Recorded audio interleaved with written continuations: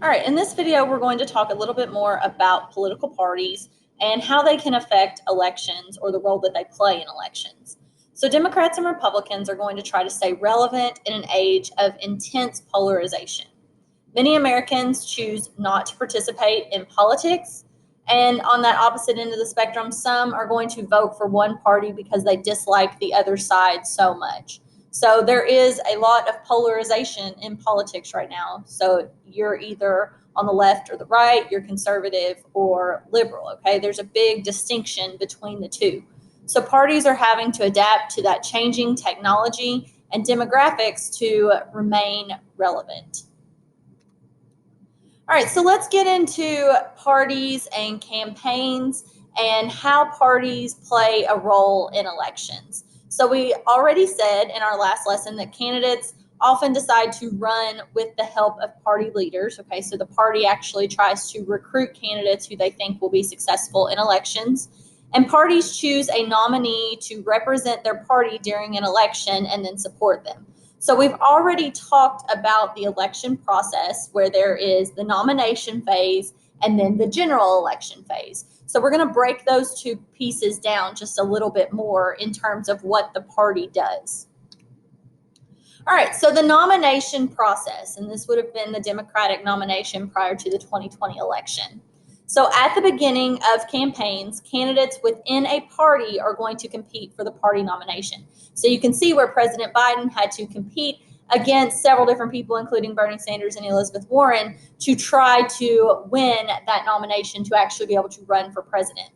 So candidates are actually going to seek the support of party delegates whose votes they need to secure the nomination. We'll talk a little bit about delegates more in just a minute. But overall, what you need to know about delegates is kind of similar to the Electoral College. When you're voting in a primary election, you're not just voting for that candidate, okay? You are voting for delegates whose votes are pledged to that candidate. Most states are going to hold those primary elections, which we've already talked about, very similar to, a regular election where you go in and cast your ballot, in which a state's voters are going to choose delegates who support a particular candidate. So a candidate who receives the majority of the delegates wins that state's primary. Okay, so for example, during a primary election, say for the Democratic nominees, during this time, Kentucky would have held that primary election. Voters would have gone in. They got to choose between those Democratic nominees. When they're doing that, they're actually pledging for delegates, okay? And whoever gets the most delegates, okay, out of all of those nominees wins that primary election in that state. So say, for example, Joe Biden got the most votes. He got the most delegates, okay? So he won that state, okay? That is how a primary election works. So let's talk a little bit more about primaries because some states have open primaries and some states have closed primaries.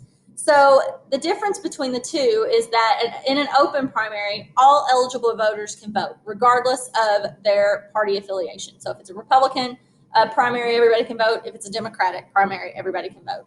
On the other hand, other states are going to have closed primaries where only those who have registered as a member of that political party can vote.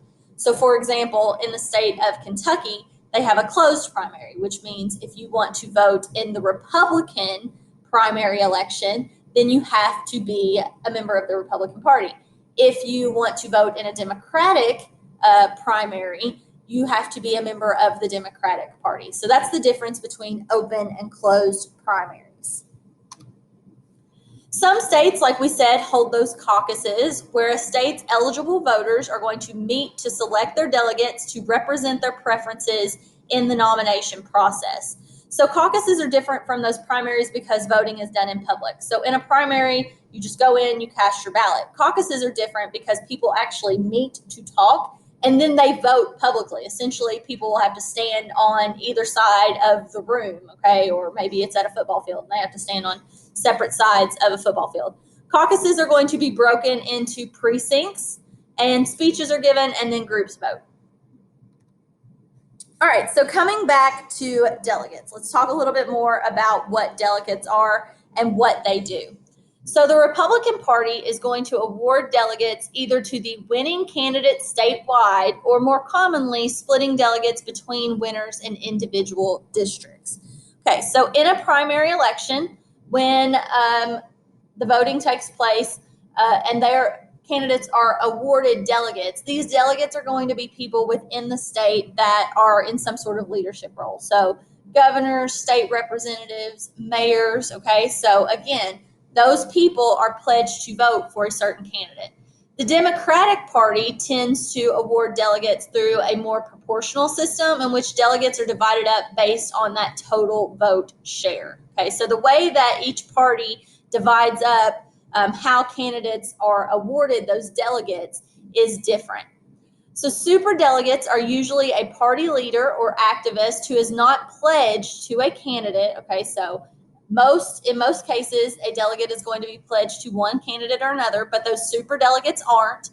And it's going to be based on the outcome of a state's primary or caucus. So super delegates can choose any candidate they want to. They are not pledged to vote for any specific candidate. They can choose. All right, scheduling. So the schedule of primaries and caucuses can affect the outcome of this nomination process. So who actually gets that nomination from the party? This is going to attract candidate media attention, and a win in an early primary or caucus is going to kind of give that candidate momentum. So sometimes states will do what is called front loading, and that means that they are going to put their primaries or caucuses and try to get those completed as early as possible to kind of gain some momentum and really influence this process. So, for example, Iowa holds the first caucus every year, and New Hampshire is the first to hold the primaries every year or each election cycle. So then you come to the National Convention. So that's the final phase of that whole nomination process. So you have the nomination process where you have the primaries and the caucuses. And this is going to be where the delegates are going to officially select their party's nominee for president. So through these primaries and caucuses, candidates are going to be awarded those delegates. The delegates will essentially cast their vote at that national convention, and that is where the nominee is chosen. So at a national convention, most delegates are going to be pledged to vote for the candidate that voters have chosen in their state. So again, that whole primary and caucus delegate thing can be a little confusing, but just know that candidates, when you vote in a primary election, candidates are going to be awarded delegates, and then delegates go into the national convention to essentially cast their vote and choose the nominee, okay? So whoever has the most delegates is going to win or be selected as the nominee. So the National Convention, if no candidate gets the number of delegates that are needed to win, rounds of voting are held until someone does. Now, this doesn't happen very often, but this is known as a brokered convention.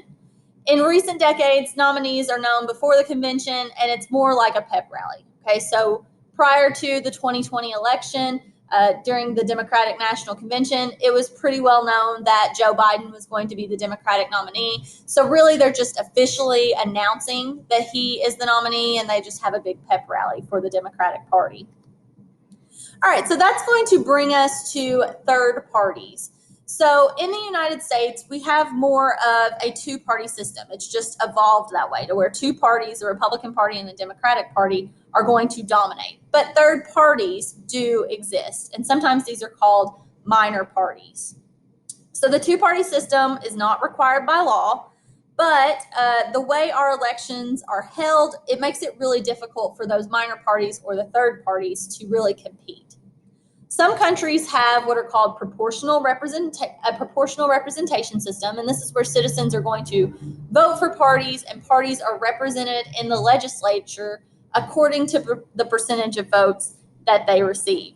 So citizens vote for parties rather than those individual candidates, and each party is going to get a number of legislative seats in proportion to that vote, so that proportional representation system.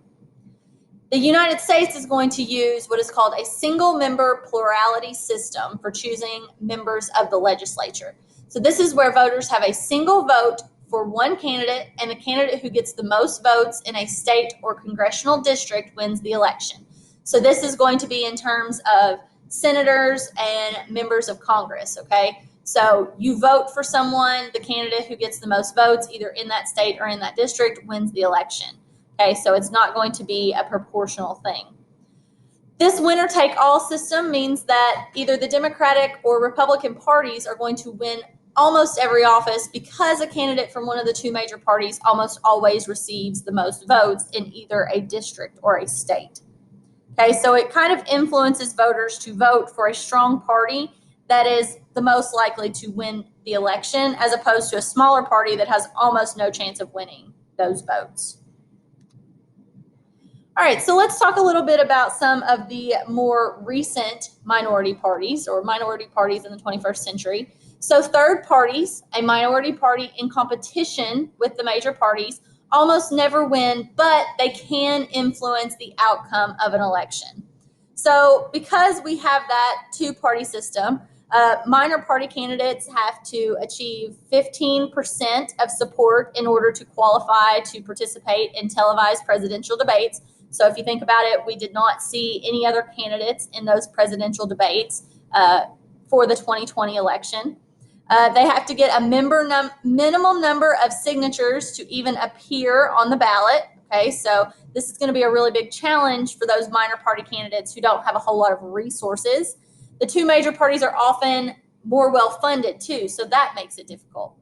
Third-party candidates are going to often focus on a single issue that they think that the major issue parties are not addressing. Now, Democrats and Republicans want to discourage third-party candidates, so they're going to try to prevent them from participating in those debates. Okay, again, they have to collect those signatures before they can appear on the ballot. So the minor party candidates have what is sometimes called the spoiler effect, and that's that they can draw a significant portion of the vote from one of the other candidates. Okay, so if they're drawing enough support from, okay, so if a third party candidate is drawing enough support, that means that one of those major party candidates is losing support, and therefore the other party could win. So for example, in the presidential election of 1992, George H.W. Bush is going to run for the Republican Party, and Bill Clinton runs for the Democrats. Then you had Ross Perot, who is also running, and he drew votes away from Bush, okay? So had Ross Perot not run, most of those who voted for him would have voted for Bush, and the outcome of that election might have been different. But instead, Bill Clinton won. So these are some of the outsider candidates in U.S. presidential elections, so these minor party or third party candidates. So you can see where Ross Perot probably had the most success out of any third party candidate, okay, in terms of getting 19% of the vote. So he took some of those votes away from George Bush, and Bill Clinton won the election. All right, so that's where we're going to stop with this video.